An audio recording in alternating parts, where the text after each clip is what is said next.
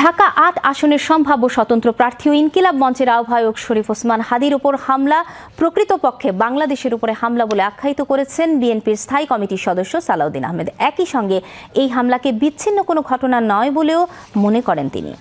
সালাউদ্দিন আহমেদ বলেন, ফ্যাসিবাদী বিরোধী জাতীয় ঐক্যকে অটুট রাখতে হবে, একই প্রশ্নে আপোষ হবে না। জাতীয় নাগরিক পার্টির আহ্বায়ক নাহিদ ইসলাম বলেন, পলাতক ফ্যাসিস্ট আওয়ামী লীগ এখনো থেমে যায়নি, তারা বিদেশে বসে দেশের নির্বাচন বানচালের ষড়যন্ত্র করছে। এই অপশক্তিকে প্রতিহত করতে হবে।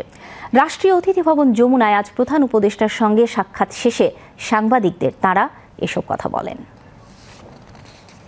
ওসমান হাদীর উপরে হামলা প্রকৃতপক্ষে বাংলাদেশের উপরে হামলা। আমরা ফ্যাসিবাদ বিরোধী জাতীয় ঐক্য অটুট রাখবো, সুদৃঢ় করব।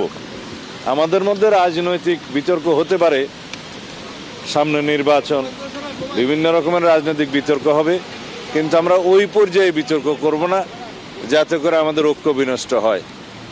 আমাদের চেতনা হচ্ছে জুলাই 2024-এর ছাত্র গণ অভ্যুত্থানের চেতনা, প্রত্যাশা, জন আকাঙ্ক্ষা, এইটাকে আমরা ঊর্ধ্বে তুলে ধরব এবং জাতীয় ঐক্য হিসাবে আমরা ফ্যাসিবাদ বিরোধী জাতীয় ঐক্যকে অটুট রাখব।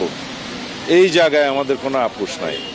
আমরা মনে করি নির্বাচনের এই সময়টায় যারা বাংলাদেশে নির্বাচন চায় না এবং নির্বাচনকে যারা একটি গণতন্ত্রের উত্তরণের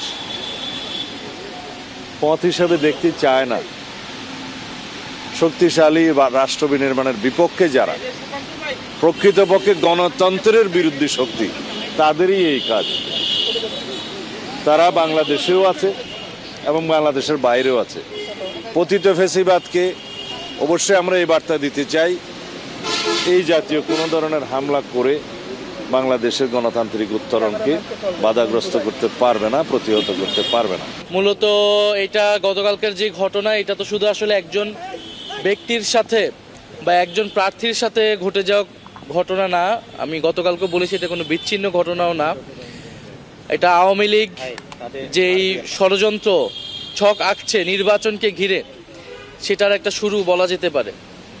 ফলে এই পরিবেশ, এই ধরনের পরিবেশকে আমরা কিভাবে একত্রে মোকাবেলা করব এবং সেটার জন্য যেই ফ্যাসিবাদ বিরোধী জাতীয় ঐক্য প্রয়োজন, সেটা যাতে অটুট থাকে।